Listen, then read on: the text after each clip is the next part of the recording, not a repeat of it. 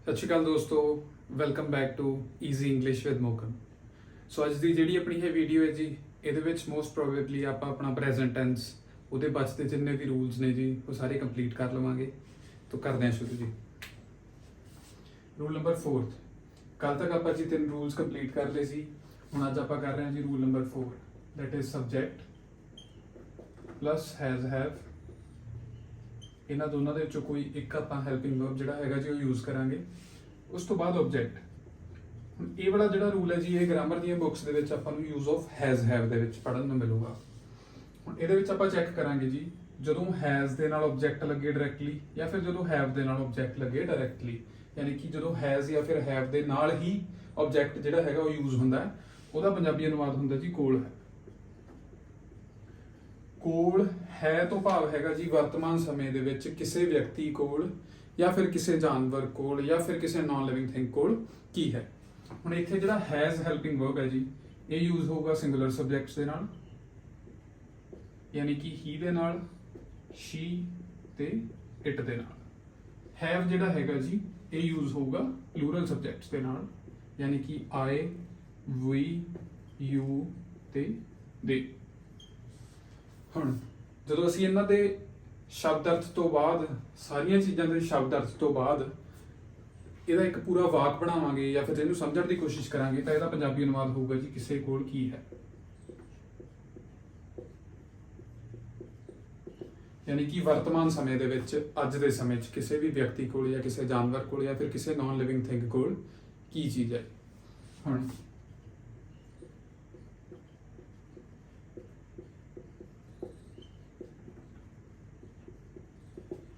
ਰਮਨ ਕੋਲ ਇੱਕ ਘਰ ਹੈ, that means Raman singular subject ਹੈ ਜੀ, ਤੇ ਸਿੰਗੂਲਰਸ ਦੇ ਨਾਲ ਹੈਜ਼ ਲੱਗਣਾ, ਹੈਜ਼ ਅ ਹਾਊਸ।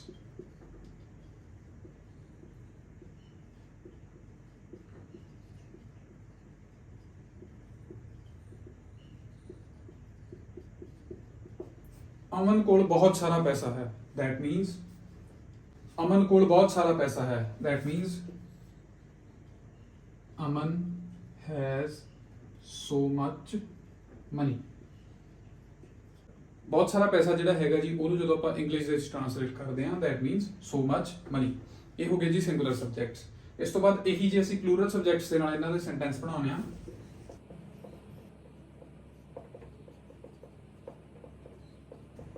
ਮੇਰੇ ਕੋਲ ਇੱਕ ਸੋਹਣਾ ਘਰ ਹੈ, that means I have a beautiful house.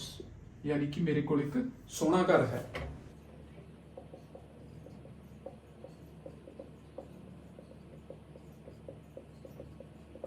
ਉਹਨਾਂ ਕੋਲ ਬਹੁਤ ਸਾਰੇ ਦੋਸਤ ਹਨ, ਦੈਟ ਮੀਨਸ ਇੱਥੇ ਇੱਕ ਤੋਂ ਵੱਧ ਲੋਕਾਂ ਦੀ ਗੱਲ ਕੀਤੀ ਜਾ ਰਹੀ ਹੈ, ਕਿਉਂਕਿ ਉਹਨਾਂ ਦੀ ਤੇ ਹਨ ਦੀ ਗੱਲ ਕੀਤੀ ਜਾ ਰਹੀ ਹੈ। ਦੈਟ ਮੀਨਸ ਦੇ ਪਲੂਰਲ ਸਬਜੈਕਟ ਹੈ ਜੀ, ਇਸ ਕਰਕੇ ਉਹਦੇ ਨਾਲ ਹੈਵ ਯੂਜ਼ ਹੋਊਗਾ, ਤੇ ਹੈਵ ਸੋ ਮੈਨੀ ਫਰੈਂਡਸ। ਠੀਕ ਹੈ ਜੀ। ਇਹਦੇ ਨਾਲ ਆਪਣਾ ਜਿਹੜਾ 4th ਰੂਲ ਹੈ, ਉਹਦਾ ਫਸਟ ਪੋਰਸ਼ਨ ਯਾਨੀ ਕਿ ਪੋਜ਼ਿਟਿਵ ਜਿਹੜਾ ਉਹਦਾ ਰੂਪ ਹੈ, ਯਾਨੀ ਕਿ ਸਕਾਰਾਤਮਕ ਹਿੱਸਾ ਹੈ, ਉਹ ਕੰਪਲੀਟ ਹੋ ਚੁੱਕਿਆ ਜੀ। ਇਸ ਤੋਂ ਬਾਅਦ ਆਪਾਂ ਇਹਦਾ ਨੈਗੇਟਿਵ ਰੂਪ ਦੇਖਾਂਗੇ ਜੀ।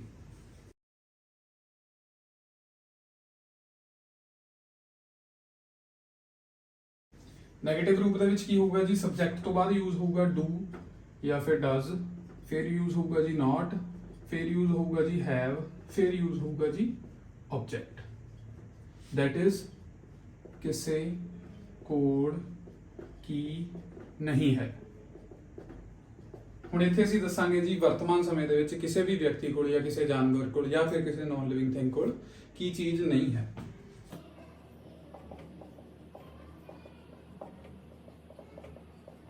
ਉਸ ਕੋਲ ਦੋਸਤ ਨਹੀਂ ਹਨ, ਦੈਟ ਮੀਨਸ ਹੀ ਜਾਂ ਫਿਰ ਸ਼ੀ।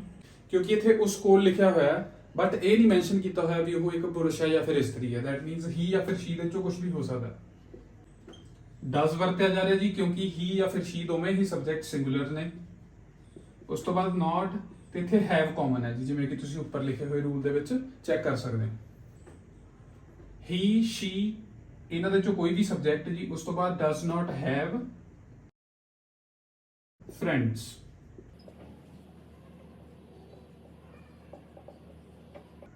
ਰਮਨ ਅਤੇ ਅਮਨ ਕੋਲ ਸਮਾਂ ਨਹੀਂ ਹੈ। That means ਰਮਨ ਐਂਡ ਅਮਨ ਦੋ ਪਰਸਨ ਹੋ ਗਏ ਜੀ। ਹੁਣ ਇਹ ਸਬਜੈਕਟ ਜਿਹੜਾ ਹੈਗਾ ਉਹ ਪਲੂਰਲ ਚ ਚਲਾ ਗਿਆ, ਰਮਨ ਐਂਡ ਅਮਨ। ਉਸ ਤੋਂ ਬਾਅਦ ਇੱਥੇ ਵਰਤਿਆ ਜਾਊਗਾ ਜੀ ਡੂ, ਕਿਉਂਕਿ ਇਹ ਪਲੂਰਲ ਸਬਜੈਕਟ ਹੈ ਜੀ। Do not have time. ਠੀਕ ਹੈ ਜੀ। ਇਹਦੇ ਨਾਲ ਜਿਹੜਾ ਆਪਣਾ ਨੈਗੇਟਿਵ ਰੂਪ ਹੈ ਸੈਂਟੈਂਸ ਦਾ ਫੋਰਥ ਵਾਲੇ ਰੂਲ ਦਾ, ਉਹ ਆਪਾਂ ਕੰਪਲੀਟ ਕਰ ਚੁੱਕੇ ਆ। ਜਿਹੜਾ ਇਹਦਾ ਨੈਗੇਟਿਵ ਰੂਪ ਹੈ ਜੀ, ਉਹਦੇ ਆਪਾਂ ਦੋ ਹੀ ਐਗਜ਼ਾਮਪਲ ਵਾਲੇ ਸੈਂਟੈਂਸਸ ਬਣਾਏ ਨੇ, ਕਿਉਂਕਿ ਇਹਦੇ ਨਾਲ ਆਪਣੀ ਜਿਹੜੀ ਵੀਡੀਓ ਹੈਗੀ ਉਹ ਬਹੁਤੀ ਜ਼ਿਆਦਾ ਲੰਬੀ ਨਹੀਂ ਹੋਊਗੀ। ਹੁਣ ਇਸ ਤੋਂ ਬਾਅਦ ਜਿਹੜਾ ਫੋਰਥ ਰੂਲ ਹੈ ਜੀ, ਇਹਦਾ ਹੀ ਇੰਟਰੋਗੇਟਿਵ ਰੂਪ ਹੈ। ਉਹਦੇ ਵਿੱਚ ਸਿਰਫ ਇੱਕ ਛੋਟੀ ਜਿਹੀ ਚੀਜ਼ ਜਿਹੜੀ ਹੈਗੀ ਹੈ ਜੀ ਉਹ ਚੇਂਜ ਹੋਣੀ ਹੈ, ਦੈਟ ਇਜ਼ ਕਦੇ ਵੀ ਅਸੀਂ ਕਿਸੇ ਵੀ ਰੂਲ ਨੂੰ ਜਦੋਂ ਨੈਗੇਟਿਵ ਤੋਂ ਇੰਟਰੋਗੇਟਿਵ ਦੇ ਵਿੱਚ ਚੇਂਜ ਕਰਨਾ ਹੁੰਦਾ ਹੈ ਤਾਂ ਜਸਟ ਅਸੀਂ ਕੀ ਕਰਨਾ ਜੀ, ਸਬਜੈਕਟ ਤੇ ਡੂ ਡਜ਼ ਨੂੰ ਇੰਟਰਚੇਂਜ ਕਰ ਦੇਣਾ। ਤੇ ਹੁਣ ਜਿਹੜਾ ਇਹਦਾ ਇੰਟਰੋਗੇਟਿਵ ਰੂਲ ਹੈ ਜੀ, ਉਹ ਬਣ ਜਾਊਗਾ do does plus subject plus have plus object ਤੇ ਉਸ ਤੋਂ ਬਾਅਦ ਕੁਐਸਚਨ ਮਾਰਕ। ਦੂਜੀ ਗੱਲ ਹੈ ਜੀ, ਬਹੁਤ ਈਜ਼ੀ ਹੁੰਦਾ ਹੈ ਕਿਸੇ ਵੀ ਨੈਗੇਟਿਵ ਰੂਲ ਨੂੰ ਇੰਟਰੋਗੇਟਿਵ ਦੇ ਵਿੱਚ ਚੇਂਜ ਕਰਨਾ, ਬਟ ਜਸਟ ਜਿਹੜੀ ਇੱਕ ਛੋਟੀ ਚੀਜ਼ ਹੁੰਦੀ ਹੈ ਜੀ, ਦੈਟ ਇਜ਼ ਤੁਸੀਂ ਨਾਟ ਹਟਾਉਣਾ। ਬੇਸਿਕਲੀ ਇਹ ਇੱਕ ਕੁਐਸਚਨ ਹੈ ਤੇ ਕੁਐਸਚਨ ਅਸੀਂ ਆਲਰੇਡੀ ਜਦੋਂ ਇੱਕ ਸਵਾਲ ਕਰਦੇ ਪਏ ਹਾਂ, ਦੈਟ ਮੀਨਸ ਉੱਥੇ ਸਾਨੂੰ ਹਾਂ ਜਾਂ ਨਾ ਦੇ ਵਿੱਚ ਗੱਲ ਨੂੰ ਲੈ ਕੇ ਜਾਣ ਦੀ ਜ਼ਰੂਰਤ ਹੀ ਨਹੀਂ ਹੈਗੀ। ਜਿਵੇਂ ਕਿ ਗੱਲ ਜਿਹੜੀ ਹੈਗੀ ਉਹ ਬਹੁਤ ਸਿੰਪਲੀ ਕਲੀਅਰ ਕੀਤੀ ਜਾ ਸਕਦੀ ਹੈ ਜਦੋਂ ਅਸੀਂ ਸਵਾਲ ਕਰਨਾ ਹੈ ਕਿ ਕੀ ਤੁਸੀਂ ਪਾਣੀ ਪੀਂਦੇ ਹੋ।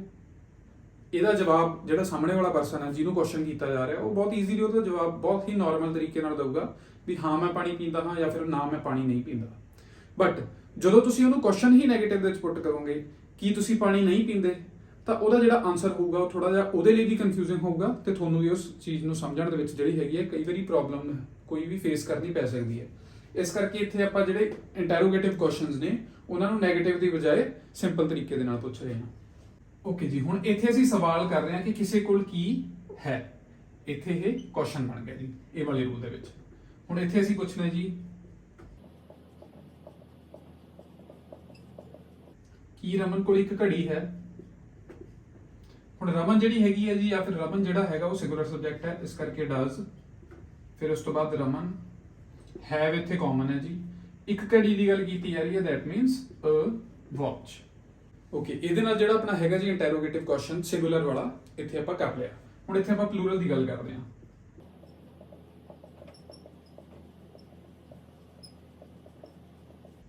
ਕੀ ਸਾਡੇ ਕੋਲ ਬਹੁਤ ਦੋਸਤ ਹਨ, ਦੈਟ ਮੀਨਸ ਇੱਥੇ ਹੁਣ ਸਾਡੀ ਗੱਲ ਕੀਤੀ ਜਾ ਰਹੀ ਹੈ, ਇੱਕ ਤੋਂ ਵੱਧ ਲੋਕਾਂ ਦੀ। ਦੈਟ ਮੀਨਸ ਡੂ ਜਿਹੜਾ ਹੈਲਪਿੰਗ ਵਰਬ ਹੈ ਇੱਥੇ ਯੂਜ਼ ਕੀਤਾ ਜਾਊਗਾ।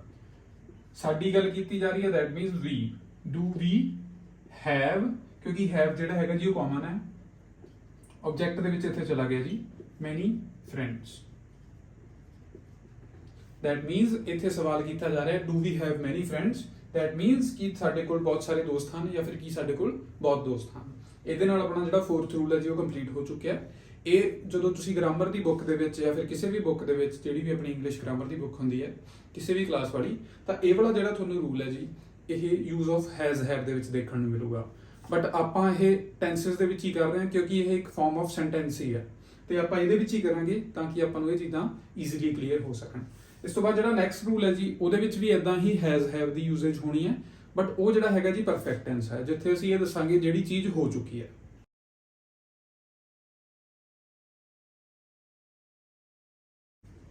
ਫਿਫਥ ਰੂਲ ਹੈ ਜੀ, that is subject plus has have plus verb the third farm ਲੱਗਣੀ ਹੈ ਜੀ ਇੱਥੇ, ਉਸ ਤੋਂ ਬਾਅਦ ਆਬਜੈਕਟ ਹੈ। ਜਿਵੇਂ ਕਿ ਆਪਾਂ ਪਹਿਲਾਂ ਦੇਖਿਆ ਸੀ ਹੈਜ਼ ਹੈਵ ਦੇ ਨਾਲ ਸਿੱਧਾ ਹੀ ਜਦੋਂ ਆਬਜੈਕਟ ਲੱਗਦਾ ਹੈ ਉਹਦਾ ਮਤਲਬ ਸੀ ਕੋਲ ਹੈ। ਹੁਣ ਇੱਥੇ ਹੈਜ਼ ਹੈਵ ਦੇ ਨਾਲ ਜਦੋਂ ਵਰਬ ਦੀ ਥਰਡ ਫਾਰਮ ਯੂਜ਼ ਹੁੰਦੀ ਹੈ ਜੀ ਡਾਇਰੈਕਟਲੀ, ਦੈਟ ਮੀਨਸ ਚੁੱਕਾ ਹੈ, ਚੁੱਕੀ ਹੈ ਤੇ ਚੁੱਕੇ ਹਾਂ। ਹੁਣ ਇੱਥੇ ਅਸੀਂ ਦੱਸ ਰਹੇ ਹਾਂ ਜੀ ਕੋਈ ਕੀ ਕਰ ਚੁੱਕਾ ਹੈ, ਦੈਟ ਮੀਨਸ ਵਰਤਮਾਨ ਸਮੇਂ ਦੇ ਵਿੱਚ ਜਿਹੜਾ ਕੰਮ ਪੂਰਾ ਕੰਪਲੀਟ ਹੋ ਚੁੱਕਿਆ ਜੀ ਉਹ ਅਸੀਂ ਇਹਦੇ ਵਿੱਚ ਦੱਸਣਾ। ਫॉर एग्जांपल ਇੱਥੇ ਮੈਂ ਗੱਲ ਕਰਾਂ ਕਿ ਮੈਂ ਪਾਣੀ ਪੀ ਚੁੱਕਾ ਹਾਂ, ਦੈਟ ਮੀਨਸ ਉਹ ਕੰਮ ਮੈਂ ਚਾਹੇ 5 ਮਿੰਟ ਪਹਿਲਾਂ ਕੀਤਾ ਹੈ ਚਾਹੇ ਹੁਣੀ ਕੀਤਾ ਹੈ ਜੀ, ਬਟ ਉਹ ਕੰਮ ਕੰਪਲੀਟ ਹੋ ਚੁੱਕਿਆ ਹੈ, ਉਹ ਚੀਜ਼ ਅਸੀਂ ਇੱਥੇ ਦੱਸਾਂਗੇ।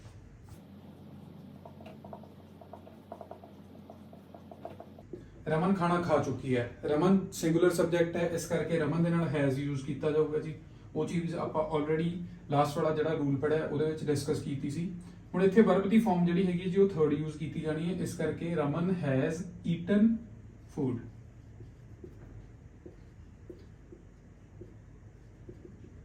अमन खाना बना चुकी है या फिर बना चुका है। That means Aman singular subject है जी, इस करके ਉਹਦੇ ਨਾਲ यूज होगा हैज। उस तो बाद आ जाऊगा जी कुकड या फिर मेड फूड। ठीक है जी, खाना बनाने ਲਈ ਅਸੀਂ ਕੋਈ ਵੀ ਜਿਹੜੀ ਕਿਰਿਆ ਹੈਗੀ ਆ ਇਹਨਾਂ ਦੋਨਾਂ ਦੇ ਵਿੱਚੋਂ ਯੂਜ਼ ਕਰ ਸਕਦੇ ਹਾਂ, ਚਾਹੇ ਉਹ ਕੁੱਕ ਹੈ ਤੇ ਚਾਹੇ ਉਹ ਮੇਕ ਹੈ। ਇੱਥੇ ਵਰਤਿਆ ਜਾਊਗਾ ਜੀ ਪੰਜਵੇਂ ਰੂਲ ਦੇ ਵਿੱਚ, ਯਾਨੀ ਕਿ ਪਰਫੈਕਟ ਟੈਂਸ ਦੇ ਵਿੱਚ ਥਰਡ ਫਾਰਮ। ਠੀਕ ਹੈ ਜੀ, ਇਹ ਆਪਣੇ ਸਿੰਗੂਲਰ ਸਬਜੈਕਟਸ ਹੋ ਗਏ ਤੇ ਹੁਣ ਆਪਾਂ ਗੱਲ ਕਰਾਂਗੇ ਪਲੂਰਲ ਸਬਜੈਕਟਸ ਦੀ। ਅਸੀਂ ਖੇਡ ਚੁੱਕੇ ਹਾਂ, ਦੈਟ ਮੀਨਸ ਇੱਕ ਤੋਂ ਵੱਧ ਲੋਕਾਂ ਦੀ ਗੱਲ ਕੀਤੀ ਜਾ ਰਹੀ ਹੈ। We have played.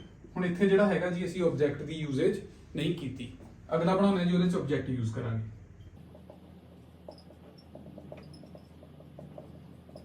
ਉਹ ਘਰ ਜਾ ਚੁੱਕੇ ਹਨ, ਦੈਟ ਮੀਨਸ ਇੱਕ ਤੋਂ ਵੱਧ ਲੋਕਾਂ ਦੀ ਗੱਲ ਕੀਤੀ ਜਾ ਰਹੀ ਹੈ ਤੇ ਉਹ ਹੋ ਗਏ ਜੀ ਦੇ। ਦੇ ਨਾਲ ਯੂਜ਼ ਕੀਤਾ ਜਾਊਗਾ ਜੀ ਹੈਲਪਿੰਗ ਵਰਬ ਹੈਵ। ਓਕੇ, ਜਾਣ ਦੀ ਗੱਲ ਕੀਤੀ ਜਾ ਰਹੀ ਹੈ ਜੀ, ਦੈਟ ਮੀਨਸ ਗੋ। ਬਟ ਇੱਥੇ ਅਸੀਂ ਵਰਬ ਦੀ ਫਾਰਮ ਜਿਹੜੀ ਹੈਗੀ ਹੈ ਜੀ ਉਹ ਥਰਡ ਯੂਜ਼ ਕਰਨੀ ਹੈ, ਦੈਟ ਮੀਨਸ ਇੱਥੇ ਲੱਗੂਗਾ ਜੀ ਗੋਨ। ਉਸ ਤੋਂ ਬਾਅਦ ਗੋਨ ਦੇ ਨਾਲ ਟੂ ਲੱਗਣਾ ਹੀ ਲੱਗਣਾ ਹੈ, ਜਿਹੜੀ ਚੀਜ਼ ਆਪਾਂ ਆਲਰੇਡੀ ਪਹਿਲਾਂ ਵਾਲੀਆਂ ਵੀਡੀਓਜ਼ ਦੇ ਵਿੱਚ ਡਿਸਕਸ ਕੀਤੀ ਸੀ। ਇਹਦੇ ਨਾਲ ਜਿਹੜਾ ਆਪਣਾ 5th ਰੂਲ ਹੈ ਜੀ ਉਹਦਾ ਪੋਜ਼ਿਟਿਵ ਹਿੱਸਾ ਕੰਪਲੀਟ ਹੋ ਚੁੱਕਿਆ। ਹੁਣ ਇਹਨੂੰ ਅਸੀਂ ਨੈਗੇਟਿਵ ਦੇ ਵਿੱਚ ਲੈ ਕੇ ਜਾਵਾਂਗੇ ਤੇ ਇਹਨੂੰ ਨੈਗੇਟਿਵ ਦੇ ਵਿੱਚ ਚੇਂਜ ਕਰਨਾ ਬਹੁਤ ਹੀ ਜ਼ਿਆਦਾ ਈਜ਼ੀ ਹੈ। ਜਸਟ ਅਸੀਂ ਕੀ ਕਰਨਾ ਹੈ ਜੀ, ਹੈਜ਼ ਹੈਵ ਤੋਂ ਬਾਅਦ ਨੋਟ ਲਗਾ ਦੇਣਾ। ਉਸ ਤੋਂ ਬਾਅਦ ਵਰਬ ਦੀ ਥਰਡ ਫਾਰਮ ਲੱਗੂਗੀ ਜੀ, ਉਸ ਤੋਂ ਬਾਅਦ ਆਬਜੈਕਟ, ਯਾਨੀ ਕਿ ਸਬਜੈਕਟ, ਫਿਰ ਹੈਜ਼ ਹੈਵ, ਫਿਰ ਨੋਟ, ਫਿਰ ਵਰਬ ਦੀ ਥਰਡ ਫਾਰਮ ਤੇ ਫਿਰ ਆਬਜੈਕਟ। ਹੁਣ ਜਿਹੜਾ ਕੰਮ ਨਹੀਂ ਹੋਇਆ ਉਹਨੂੰ ਅਸੀਂ ਚੁੱਕਾ ਨਹੀਂ ਕਹਿ ਸਕਦੇ, ਦੈਟ ਮੀਨਸ ਇੱਥੇ ਦਾ ਪੰਜਾਬੀ ਅਨੁਵਾਦ ਹੋ ਜਾਊਗਾ ਜੀ ਕਿਸੇ ਨੇ ਕੀ ਨਹੀਂ ਕੀਤਾ ਹੈ। ਦੈਟ ਮੀਨਸ ਇਸ ਸਮੇਂ ਦੇ ਵਿੱਚ ਜਾਂ ਫਿਰ ਇਸ ਤੋਂ ਥੋੜਾ ਜਿਹਾ ਪਹਿਲਾਂ ਕਿਸੇ ਵੀ ਵਿਅਕਤੀ ਵੱਲੋਂ ਕਿਹੜਾ ਕੰਮ ਨਹੀਂ ਕੀਤਾ ਗਿਆ ਉਹ ਅਸੀਂ ਇਹਦੇ ਵਿੱਚ ਦੱਸਾਂਗੇ।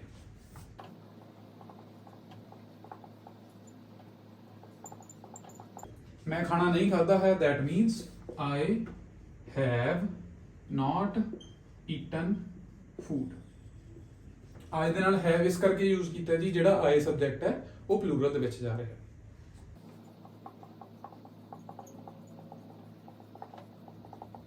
ਉਸਨੇ ਘਰ ਦਾ ਕੰਮ ਨਹੀਂ ਕੀਤਾ ਹੈ, that means she ਜਾਂ ਫਿਰ he has not completed housework।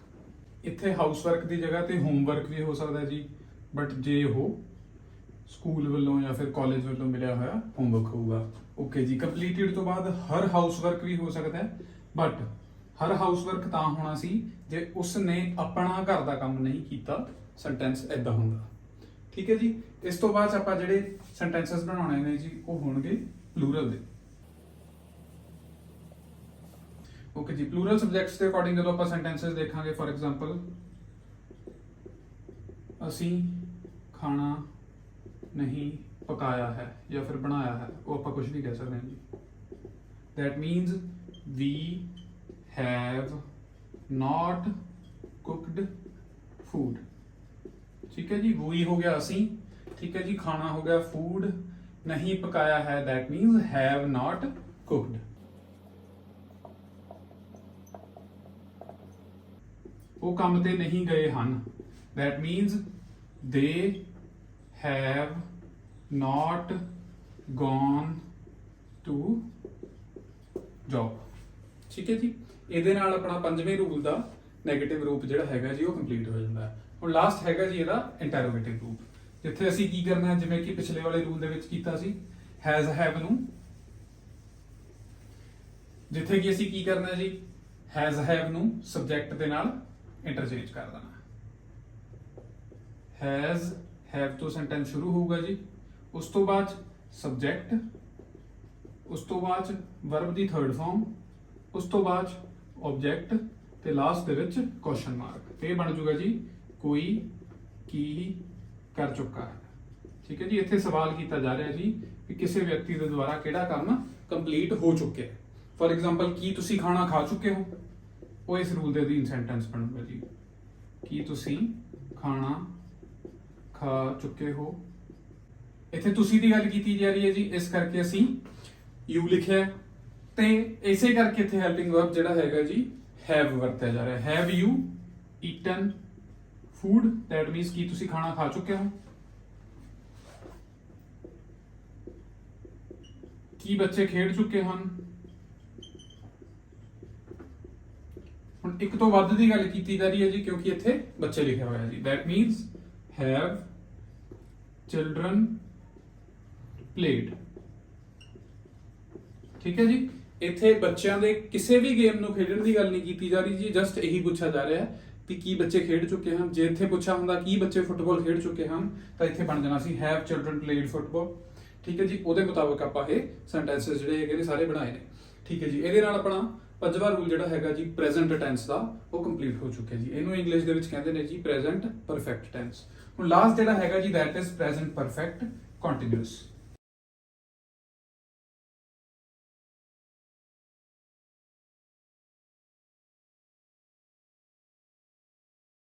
Okay ਜੀ, ਜਿਹੜਾ ਪ੍ਰੈਜ਼ੈਂਟ ਪਰਫੈਕਟ ਕੰਟੀਨਿਊਸ ਲਾਸਟ ਵਾਲਾ ਰੂਲ ਹੈ ਜੀ ਉਹਦੇ ਵਿੱਚ ਤੇ ਜਿਹੜਾ ਸਿੰਪਲ ਕੰਟੀਨਿਊਸ ਵਾਲਾ ਰੂਲ ਹੈ ਜੀ ਉਹਦੇ ਵਿੱਚ ਥੋੜਾ ਜਿਹਾ ਫਰਕ ਹੈ। ਉਹ ਹੈਗਾ ਜੀ helping verbs the. Subject plus has have plus ਇੱਥੇ ਲੱਗੂਗਾ ਜੀ ਬੀਨ, ਫਿਰ ਉਸ ਤੋਂ ਬਾਅਦ ਵਰਬ ਜਿਹੜਾ ਹੈਗਾ ਜੀ ਉਹ ਕੰਟੀਨਿਊਸ ਦੇ ਵਿੱਚ ਜਾਊਗਾ, ਉਸ ਤੋਂ ਬਾਅਦ ਆਊਗਾ ਜੀ ਆਬਜੈਕਟ, ਤੇ ਇਹਦਾ ਪੰਜਾਬੀ ਅਨੁਵਾਦ ਹੋ ਜਾਊਗਾ ਜੀ ਕੋਈ ਕੀ ਕਰ ਰਿਹਾ ਹੈ ਜਾਂ ਫਿਰ ਕੋਈ ਕੀ ਕਰਦਾ ਆ ਰਿਹਾ ਹੈ। ਓਕੇ ਜੀ, ਇਹਦੇ ਵਿੱਚ ਜਿਹੜੀ ਵੀ ਕਿਸੇ ਵੀ ਕਾਰਜ ਦੀ ਅਸੀਂ ਗੱਲ ਕਰਾਂਗੇ ਉਹਦਾ ਰਿਲੇਸ਼ਨ ਸਮੇਂ ਦੇ ਨਾਲ ਹੈ। ਦੈਟ ਮੀਨਸ ਕੋਈ ਵੀ ਕੰਮ ਜਿਹੜਾ ਪਿਛਲੇ ਕਾਫੀ ਲੰਬੇ ਸਮੇਂ ਤੋਂ ਚੱਲਦਾ ਆ ਰਿਹਾ ਹੈ ਯਾਨੀ ਕਿ ਕੀਤਾ ਜਾ ਰਿਹਾ ਹੈ, ਉਹ ਵਾਲੇ ਜਿੰਨੇ ਵੀ ਸੈਂਟੈਂਸਸ ਨੇ ਸੀ ਇਸ ਰੂਲ ਦੇ ਅਧੀਨ ਬਣਾਵਾਂਗੇ।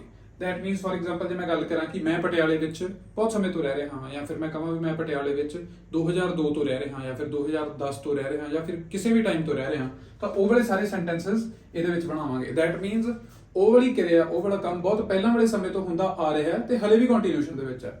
ਠੀਕ ਹੈ ਜੀ, ਫॉर ਐਗਜ਼ਾਮਪਲ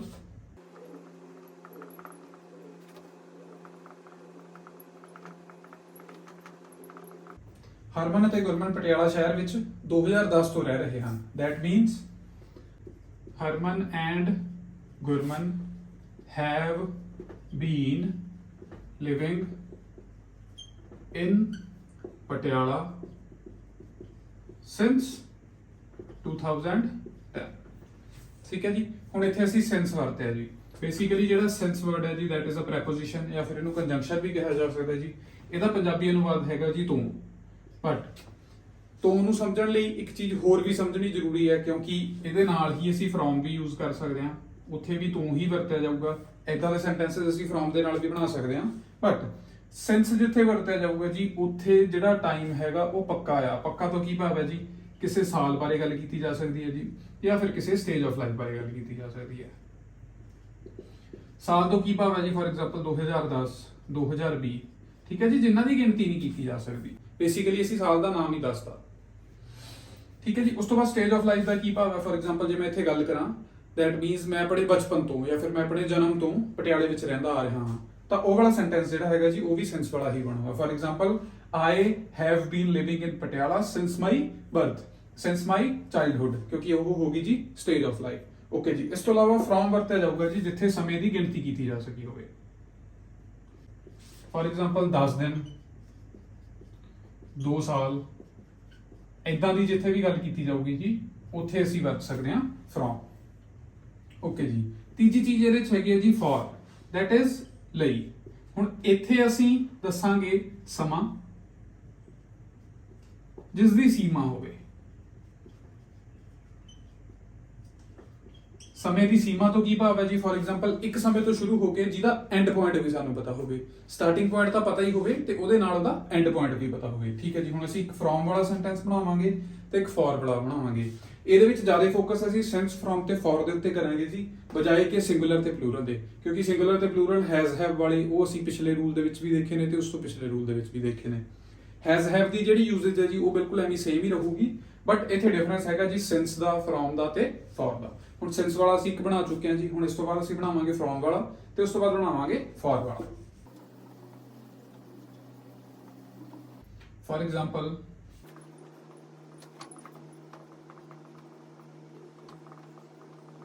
ਮੈਂ 2020 ਤੋਂ ਚਾਕਲੇਟਾਂ ਖਾ ਰਿਹਾ ਹਾਂ। ਦੈਟ ਮੀਨਸ I ਆਏ ਦੇ ਨਾਲ ਹੈਵ ਲੱਗੂਗਾ ਜੀ, ਕਿਉਂਕਿ ਆਏ ਜਿਹੜਾ ਹੈਗਾ ਉਹ ਪਲੂਰਲ ਸਬਜੈਕਟ ਹੈ। ਉਸ ਤੋਂ ਬਾਅਦ ਬੀਨ ਲੱਗਣਾ ਹੈ ਜੀ। ਉਸ ਤੋਂ ਬਾਅਦ ਈਟ ਆ ਜਾਊਗਾ ਜੀ, ਕਿਉਂਕਿ ਖਾਣ ਦੀ ਗੱਲ ਕੀਤੀ ਹੈ ਤੇ ਉਹਦੇ ਨਾਲ ਰਿਹਾ ਵੀ ਲੱਗਿਆ ਹੋਇਆ, ਦੈਟ ਮੀਨਸ ਇੱਥੇ ਆਈਐਨਜੀ ਵਰਤਿਆ ਜਾਊਗਾ। ਚਾਕਲੇਟਸ ਦੀ ਗੱਲ ਕੀਤੀ ਜਾ ਰਹੀ ਹੈ ਜੀ, ਦੈਟ ਮੀਨਸ ਚਾਕਲੇਟਸ ਨੂੰ ਐਜ਼ ਇਟ ਇਜ਼ ਲਿਖ ਦਵਾਂਗੇ। ਹੁਣ ਇੱਥੇ ਜਿਹੜਾ ਹੈਗਾ ਜੀ ਸਮਾਂ, ਇਹ ਆ ਗਿਆ ਜੀ ਇੱਕ ਸਾਲ ਜਿਹੜਾ ਐਗਜ਼ੈਕਟ ਮੈਂਸ਼ਨ ਕਰ ਰੱਖਿਆ, ਦੈਟ ਮੀਨਸ ਇੱਥੇ ਵਰਤਿਆ ਜਾਊਗਾ ਜੀ ਸਿੰਸ 2020। ਬਟ ਜੇ ਮੈਂ ਇੱਥੇ 2020 ਦੀ ਜਗ੍ਹਾ ਤੇ ਇਦਾਂ ਲਿਖਦਾ ਕਿ ਮੈਂ 5 ਦਿਨਾਂ ਤੋਂ ਚਾਕਲੇਟਾਂ ਖਾਂਦਾ ਆ ਰਿਹਾ ਹਾਂ ਜਾਂ ਫਿਰ ਚਾਕਲੇਟਾਂ ਖਾ ਰਿਹਾ ਹਾਂ, ਤਾਂ ਇਹ ਵਾਲਾ ਚੇਂਜ ਹੋ ਜਾਣਾ ਸੀ, ਕਿਉਂਕਿ ਇੱਥੇ ਸਮੇਂ ਦੀ ਗਿਣਤੀ ਕੀਤੀ ਜਾ ਰਹੀ ਹੈ। ਤਾਂ ਇਹ ਵਾਲਾ ਜਿਹੜਾ ਸਿੰਸ ਵਾਲਾ ਸੀਗਾ ਜੀ, ਇੱਥੇ ਹੋ ਜਾਊਗਾ from 5 days। ਓਕੇ ਜੀ, ਇਹਦੇ ਨਾਲ ਹੀ ਹੁਣ ਜਿਹੜਾ ਲਾਸਟ for ਬਚ ਗਿਆ ਜੀ, ਉਹਦਾ ਕੀ ਮਤਲਬ ਹੈ? ਹੁਣ for ਜਿਹੜਾ ਹੈਗਾ ਜੀ ਉੱਥੇ ਯੂਜ਼ ਹੋਊਗਾ ਜਿੱਥੇ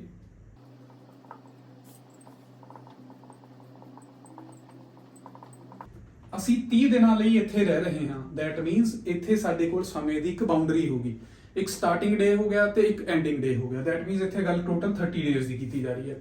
ਬਟ ਇੱਥੇ ਮੈਂਸ਼ਨ ਨਹੀਂ ਕੀਤਾ ਹੋਇਆ ਵੀ ਉਹ 30 ਡੇਜ਼ ਦੀ ਜਿਹੜੀ ਡਿਊਰੇਸ਼ਨ ਹੈ ਕਦੋਂ ਸ਼ੁਰੂ ਹੋਈ ਹੈ ਤੇ ਕਦੋਂ ਐਂਡ ਹੋਊਗੀ, ਬਟ ਦੱਸਿਆ ਇਹ ਹੋਇਆ ਜੀ ਇੱਥੇ ਅਸੀਂ 30 ਦਿਨਾਂ ਲਈ ਰਹਿ ਰਹੇ ਹਾਂ, ਦੈਟ ਮੀਨਸ ਫॉर ਦੇ ਵਿੱਚ ਚਲਾ ਜਾਊਗਾ ਜੀ। ਇੱਥੇ we have been living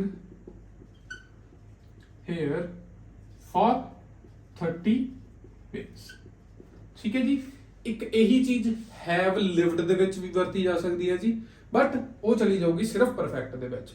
ਜਦੋਂ ਅਸੀਂ ਇਹਨੂੰ ਯੂਜ਼ ਕਰਾਂਗੇ ਪਰਫੈਕਟ ਕੰਟੀਨਿਊਸ਼ਨ ਦੇ ਵਿੱਚ ਰੱਖ ਕੇ, ਯਾਨੀ ਕਿ ਜਿਹੜੀ ਚੀਜ਼ ਅਸੀਂ ਪਿਛਲੇ ਸਮੇਂ ਤੋਂ ਕਰਦੇ ਆ ਰਹੇ ਹਾਂ ਤੇ ਹੁਣ ਵਾਲੇ ਸਮੇਂ ਦੇ ਵਿੱਚ, ਪ੍ਰੈਜ਼ੈਂਟ ਸਮੇਂ ਦੇ ਵਿੱਚ ਵੀ ਉਹ ਚੀਜ਼ ਕੰਟੀਨਿਊਸ਼ਨ ਦੇ ਵਿੱਚ ਹੈ, ਤਾਂ ਉੱਥੇ ਅਸੀਂ ਇਹਨੂੰ ਐਦਾਂ ਸੈਂਟੈਂਸ ਬਣਾਉਣਾ ਹੈ, we have been living here, ਕਿਉਂਕਿ ਇੱਥੇ ਦੀ ਗੱਲ ਕੀਤੀ ਜਾ ਰਹੀ ਹੈ ਜੀ। ਉਸ ਤੋਂ ਬਾਅਦ for 30 days, ਤੇ ਹੁਣ ਅਸੀਂ ਇਹਨੂੰ ਨੈਗੇਟਿਵ 'ਚ ਬਣਾਵਾਂਗੇ। ਜੇ ਤੁਸੀਂ ਇਹਨੂੰ ਪੋਜ਼ਿਟਿਵ ਦੇ ਵਿੱਚ ਸਮਝ ਲਿਆ ਤਾਂ ਨੈਗੇਟਿਵ 'ਚ ਬਣਾਉਣਾ ਕੋਈ ਔਖਾ ਨਹੀਂ, ਤੇ ਆਪਾਂ ਬਹੁਤ ਛੇਤੀ ਇਹਨੂੰ ਸਮਝ ਲਵਾਂਗੇ।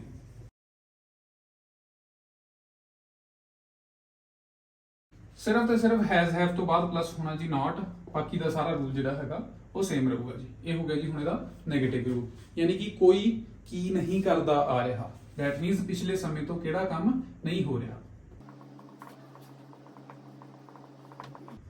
ਠੀਕ ਹੈ ਜੀ, ਬੇਸਿਕਲੀ ਜਿਹੜਾ ਇਹ ਵਾਲਾ ਸੈਂਟੈਂਸ ਬਣਦਾ ਆ 6ਵੇਂ ਰੂਲ ਦੇ ਵਿੱਚ ਜਾਂਦਾ, ਜਾਂ ਫਿਰ ਜਿਹਨੂੰ ਆਪਾਂ ਪਰਫੈਕਟ ਕੰਟੀਨਿਊਸ ਕਹਿੰਦੇ ਆ, ਉਹਦਾ ਰਿਲੇਸ਼ਨ ਹਮੇਸ਼ਾ ਹੀ ਸਮੇਂ ਦੇ ਨਾਲ ਰਹਿੰਦਾ ਹੈ। ਤੇ ਹੁਣ ਇੱਥੇ ਅਸੀਂ ਸਿੰਪਲੀ ਸੈਂਟੈਂਸ ਬਣਾ ਕੇ ਦੇਖਾਂਗੇ ਜਿੱਦਾਂ ਦੇ ਅਸੀਂ ਪਹਿਲਾਂ ਬਣਾਏ ਸੀ। ਮੈਂ 20 ਦਿਨਾਂ ਲਈ ਪਾਣੀ ਨਹੀਂ ਪੀ ਰਿਹਾ। ਵੈਸੇ ਇਹ ਪੋਸੀਬਲ ਨਹੀਂ ਹੈਗਾ, ਬਟ ਫਿਰ ਵੀ ਚਲੋ ਆਪਾਂ ਬਿਨਾਂ ਲੌਜਿਕ ਤੋਂ ਇੱਥੇ ਇੱਕ ਸੈਂਟੈਂਸ ਬਣਾਉਣਾ ਹੈ। ਫॉर ਐਗਜ਼ਾਮਪਲ ਮੈਂ 20 ਦਿਨਾਂ ਲਈ ਪਾਣੀ ਨਹੀਂ ਪੀ ਰਿਹਾ, that means I have not been drinking water for 20 days। ਠੀਕ ਹੈ ਜੀ, ਇਹਦੇ ਨਾਲ ਹੀ ਜਿਹੜੀ ਚੀਜ਼ ਹੈਗੀ ਆ ਉਹ ਕਲੀਅਰ ਹੋ ਜਾਂਦੀ ਹੈ, ਅੰਡਰਸਟੂਡ ਹੋ ਜਾਂਦੀ ਹੈ। I have not been ਕਿਉਂਕਿ ਸਬਜੈਕਟ ਪਲੱਸ ਹੈਜ਼ ਹੈਵ ਲੱਗਣਾ ਹੈ। ਜੇ ਸਬਜੈਕਟ ਸਿੰਗੂਲਰ ਹੈ ਤਾਂ ਹੈਜ਼ ਲੱਗਦਾ, ਬਟ ਮੈਂ ਆਪਣੀ ਗੱਲ ਕਰ ਰਿਹਾ ਜੀ, ਦੈਟ ਮੀਨਸ ਇੱਥੇ ਪਲੂਰਲ ਸਬਜੈਕਟ ਦੀ ਕੀਤੀ ਜਾ ਰਹੀ ਹੈ ਜੀ ਗੱਲ। Subject plus has have plus been, ਇਹ ਪੋਜ਼ਿਟਿਵ ਸੀਗਾ ਜੀ। ਨੈਗੇਟਿਵ ਆ ਗਿਆ ਤਾਂ subject plus has have plus not, ਫਿਰ ਉਸ ਤੋਂ ਬਾਅਦ been, that means I have not been drinking water for 20 days। ਪਾਣੀ ਨਹੀਂ ਪੀ ਰਿਹਾ।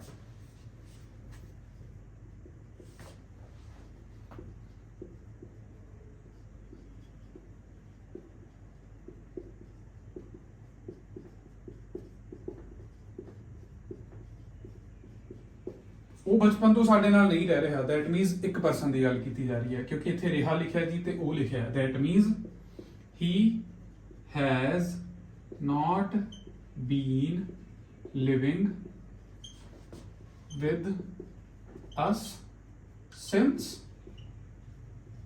childhood।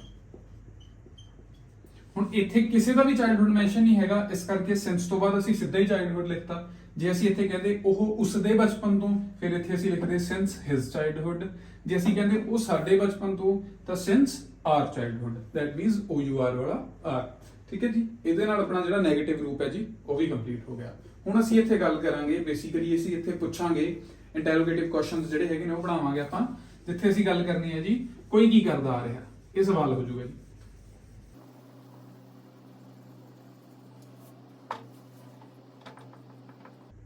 has have plus subject plus been plus verb plus ing plus object ਤੋਂ ਬਾਅਦ question mark। ਇੱਥੇ ਅਸੀਂ ਪੁੱਛ ਰਹੇ ਹਾਂ ਜੀ ਕੋਈ ਕੀ ਕਰਦਾ ਆ ਰਿਹਾ ਹੈ।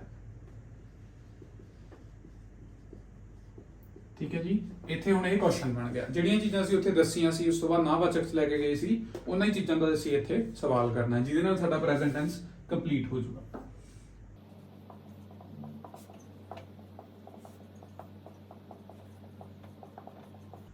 ਕੀ ਤੁਸੀਂ 20 ਦਿਨਾਂ ਤੋਂ ਸੈਰ ਕਰ ਰਹੇ ਹੋ?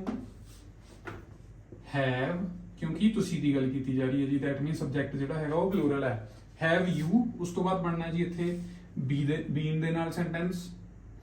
ਉਸ ਤੋਂ ਬਾਅਦ ਹੈਗੀ ਹੈ ਜੀ ਵਰਬ, ਦੈਟ ਇਜ਼ ਵਾਕਿੰਗ, ਕਿਉਂਕਿ ਸੈਰ ਕਰਨ ਦੀ ਗੱਲ ਕੀਤੀ ਜਾ ਰਹੀ ਹੈ ਜੀ। ਉਸ ਤੋਂ ਬਾਅਦ ਹੈਗਾ ਜੀ 20 ਡੇਜ਼, ਦੈਟ ਮੀਨ ਸਮੇਂ ਦੀ ਗਿਣਤੀ ਕੀਤੀ ਜਾ ਰਹੀ ਹੈ। ਤਾਂ ਇੱਥੇ ਹੋ ਗਿਆ ਜੀ ਫਰੋਮ 20 ਡੇਜ਼, ਤੇ ਇਹ ਕੁਐਸਚਨ ਹੈ, ਇਸ ਕਰਕੇ ਪਿੱਛੇ ਇਹਦੇ ਲੱਗ ਗਿਆ ਕੁਐਸਚਨ ਮਾਰਕ।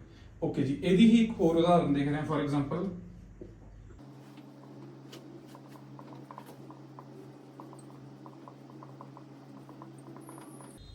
ਦੈਟ ਮੀਨਸ ਇੱਥੇ ਕੁਐਸਚਨ ਕੀ ਕੀਤਾ ਜਾ ਰਿਹਾ ਜੀ, ਕੀ ਰਮਨ ਸ਼ਾਮ ਦੇ ਨਾਲ 10 ਦਿਨਾਂ ਲਈ ਰਹਿ ਰਹੀ ਹੈ? ਦੈਟ ਮੀਨਸ ਕੰਟੀਨਿਊਸ਼ਨ ਦੀ ਵੀ ਗੱਲ ਕੀਤੀ ਜਾ ਰਹੀ ਹੈ, ਤੇ ਇੱਥੇ ਸਮਾਂ ਜਿਹੜਾ ਹੈਗਾ ਜੀ ਉਹ ਬਾਉਂਡਰੀ ਵਾਲਾ ਦੱਸਤਾ। That means has Raman been living with the person, ਦੂਜਾ ਕਿਹੜਾ ਜੀ ਸ਼ਾਮ, ਕਿੰਨੇ ਟਾਈਮ ਲਈ? ਫॉर, ਅੱਗੇ ਹੈਗਾ ਜੀ 10 days। ਠੀਕ ਹੈ ਜੀ, that means has Raman. has Raman ਕਿਉਂ ਹੈ? ਕਿਉਂਕਿ ਕੀ ਰਮਨ ਦੀ ਗੱਲ ਕੀਤੀ ਜਾ ਰਹੀ ਹੈ, ਕੱਲੀ ਰਮਨ ਦੀ ਗੱਲ ਕੀਤੀ ਜਾ ਰਹੀ ਹੈ। ਜੇ ਇੱਥੇ ਸ਼ਾਮ ਨੂੰ ਵੀ ਐਕਟਿੰਗ ਦੇ ਵਿੱਚ ਰੱਖਿਆ ਹੁੰਦਾ ਤਾਂ ਕੀ ਰਮਨ ਅਤੇ ਸ਼ਾਮ ਹੋ ਜਾਣਾ ਸੀ, ਬਟ ਇੱਥੇ ਰੱਖਿਆ ਜੀ ਕੀ ਰਮਨ, ਉਸ ਤੋਂ ਬਾਅਦ ਲਿਖਿਆ ਹੋਇਆ ਜੀ ਸ਼ਾਮ ਦੇ ਨਾਲ, that means ਇਹ ਚੀਜ਼ ਹੋਗੀ ਜੀ with ਸ਼ਾਮ। that means ਕੀ ਰਮਨ ਸ਼ਾਮ ਦੇ ਨਾਲ 10 ਦਿਨਾਂ ਲਈ ਰਹਿ ਰਹੀ ਹੈ। that means ਉਹ ਚੀਜ਼ ਅਸੀਂ ਇੰਟਰੋਗੇਟਿਵ ਦੇ ਵਿੱਚ ਰੱਖੀ ਹੈ, ਤੇ ਕੁਐਸਚਨ ਫਾਰਮ ਦੇ ਵਿੱਚ ਜਿਹੜੀ ਚੀਜ਼ ਅਸੀਂ ਰੱਖੀ ਹੈ ਉਹਦੇ ਵਿੱਚ ਸਮਾਂ ਜਿਹੜਾ ਹੈਗਾ ਉਹਦੀ ਇੱਕ ਬਾਉਂਡਰੀ ਦੇ ਦਿੱਤੀ ਹੈ, ਯਾਨੀ ਕਿ ਕੰਟੀਨਿਊਸ਼ਨ ਵਾਲੀ ਗੱਲ ਕੀਤੀ ਹੈ। 10 ਦਿਨਾਂ ਦੀ ਗੱਲ ਕੀਤੀ ਜਾ ਰਹੀ ਹੈ ਜੀ ਲਗਾਤਾਰ ਦੀ, ਉਹ 10 ਦਿਨ ਕਦੋਂ ਵੀ ਸ਼ੁਰੂ ਹੋ ਸਕਦੇ ਨੇ, ਕਦੋਂ ਵੀ ਖਤਮ ਹੋ ਸਕਦੇ ਨੇ, ਬਟ ਗੱਲ ਹੋ ਰਹੀ ਹੈ ਜੀ ਕੰਟੀਨਿਊਸ਼ਨ ਦੀ, ਇਸ ਕਰਕੇ ਇਹ ਵਾਲਾ ਜਿਹੜਾ ਹੈਗਾ ਜੀ ਪਰਫੈਕਟ ਕੰਟੀਨਿਊਸ ਦੇ ਵਿੱਚ ਜਾ ਰਿਹਾ ਜੀ। ਹੋਪਫੁਲੀ ਤੁਹਾਨੂੰ ਸਾਰਾ ਪ੍ਰੈਜ਼ੈਂਟ ਟੈਂਸ ਜਿਹੜਾ ਹੈਗਾ ਜੀ ਉਹ ਕਲੀਅਰ ਹੋ ਗਿਆ ਹੋਊਗਾ, ਤੇ ਇਹਦੇ ਨਾਲ ਆਪਣਾ ਪ੍ਰੈਜ਼ੈਂਟ ਟੈਂਸ ਜਿਹੜਾ ਹੈਗਾ ਜੀ ਉਹ ਸਾਰਾ ਕੰਪਲੀਟ ਹੋ ਚੁੱਕਿਆ ਹੈ। ਓਕੇ ਜੀ, ਜਿਵੇਂ ਕਿ ਤੁਸੀਂ ਦੇਖਿਆ ਜੀ ਪ੍ਰੈਜ਼ੈਂਟ ਟੈਂਸ ਦੀਆਂ ਹੁਣ ਤੱਕ 3 ਵੀਡੀਓਜ਼ ਬਣ ਗਈਆਂ, ਜਿਹਦੇ ਵਿੱਚ ਸਾਰੇ ਰੂਲ ਜਿਹੜੇ ਹੈਗੇ ਨੇ ਆਪਣੇ ਕੰਪਲੀਟ ਹੋਏ ਨੇ। ਬਟ ਜਿਹੜੇ ਹੁਣ ਅੱਗੇ ਆਪਾਂ ਪਾਸਟ ਟੈਂਸ ਕਰਾਂਗੇ ਤੇ ਫਿਊਚਰ ਟੈਂਸ ਕਰਾਂਗੇ, ਉਹਨਾਂ ਦੀਆਂ ਵੀਡੀਓਜ਼ ਜਿਹੜੀਆਂ ਹੈਗੀਆਂ ਜੀ ਇੰਨੀਆਂ ਜ਼ਿਆਦਾ ਲੈਂਥੀ ਨਹੀਂ ਹੋਣਗੀਆਂ, ਇੰਨੀਆਂ ਜ਼ਿਆਦਾ ਲੌਂਗ ਨਹੀਂ ਹੋਣਗੀਆਂ। ਉਹ ਕਿਉਂ? ਕਿਉਂਕਿ ਬੇਸਿਕਲੀ ਸਭ ਤੋਂ ਪਹਿਲੇ ਨੰਬਰ ਤੇ ਆਪਾਂ ਇੰਟਰੋਡਕਸ਼ਨ ਦੀ ਗੱਲ ਕੀਤੀ ਸੀ। ਇੰਟਰੋਡਕਸ਼ਨ ਤੋਂ ਭਾਵ ਕੀ ਹੈ ਜੀ, ਟੈਂਸਸ ਹੁੰਦੇ ਕੀ ਨੇ, ਟੈਂਸਸ ਦੇ ਵਿੱਚ ਕਿਹੜੀਆਂ-ਕਿਹੜੀਆਂ ਚੀਜ਼ਾਂ ਨੇ ਜਿਹੜੀਆਂ ਆਪਾਂ ਨੂੰ ਸਮਝਣੀਆਂ ਜ਼ਰੂਰੀ ਨੇ। ਬੇਸਿਕਲੀ ਸਬਜੈਕਟ ਕੀ ਹੁੰਦਾ ਹੈ, ਉਸ ਤੋਂ ਬਾਅਦ ਵਰਬ ਕੀ ਹੈ ਜੀ, ਹੈਲਪਿੰਗ ਵਰਬਸ ਕੀ ਨੇ, ਤੇ ਉਸ ਤੋਂ ਬਾਅਦ ਆਬਜੈਕਟ ਕੀ ਹੈ। ਜਦੋਂ ਸਾਨੂੰ ਉਹ ਵਾਲੀਆਂ ਸਾਰੀਆਂ ਚੀਜ਼ਾਂ ਸਮਝ ਆ ਚੁੱਕੀਆਂ ਨੇ ਤਾਂ ਆਟੋਮੈਟਿਕਲੀ ਜਿਹੜਾ ਸਾਡਾ ਪ੍ਰੈਜ਼ੈਂਟ ਤੋਂ ਬਾਅਦ ਪਾਸਟ ਟੈਂਸ ਆਪਾਂ ਕਰਨਾ ਹੈ ਜਾਂ ਫਿਰ ਫਿਊਚਰ ਟੈਂਸ ਕਰਨਾ ਹੈ, ਉਹ ਆਪਣੇ ਲਈ ਬਹੁਤ ਜ਼ਿਆਦਾ ਈਜ਼ੀ ਹੋ ਜਾਊਗਾ। ਤੇ ਹੋਪਫੁਲੀ ਤੁਹਾਨੂੰ ਇਹ ਵੀਡੀਓ ਚੰਗੀ ਲੱਗੀ ਹੋਊਗੀ ਜੀ। Thank you so much. ਤੇ ਜਲਦੀ ਹੀ ਆਪਾਂ ਜਿਹੜੀ ਪਾਸਟ ਟੈਂਸ ਵਾਲੀ ਸੀਰੀਜ਼ ਹੈ ਉਹ ਵੀ ਸ਼ੁਰੂ ਕਰਾਂਗੇ, ਤੇ ਬਹੁਤ ਛੇਤੀ ਆਪਾਂ ਜਿਹੜੇ ਆਪਣੇ ਟੈਂਸਸ ਨੇ ਉਹ ਕਲੀਅਰ ਕਰ ਲਵਾਂਗੇ। ਇਸ ਤੋਂ ਬਾਅਦ ਆਪਾਂ ਅੱਗੇ ਜਿਹੜਾ ਨੈਕਸਟ ਕਰਾਂਗੇ ਜੀ ਉਹ ਹੋਊਗਾ ਮੋਸਟ ਪ੍ਰੋਬੇਬਲੀ ਐਕਟਿਵ ਪੈਸਿਵ, ਜਾਂ ਫਿਰ ਉਸ ਤੋਂ ਪਹਿਲਾਂ ਆਪਾਂ ਦੇਖਾਂਗੇ ਮੋਡੈਲਸ ਕਰਾਂਗੇ, ਤੇ ਉਸ ਅਕੋਰਡਿੰਗ ਆਪਾਂ ਜਿੰਨੀ ਵੀ ਆਪਣੀ ਗ੍ਰਾਮਰ ਹੈ ਸਾਰੀ ਉਹ ਕੰਪਲੀਟ ਕਰਾਂਗੇ ਜੀ। Thank you so much.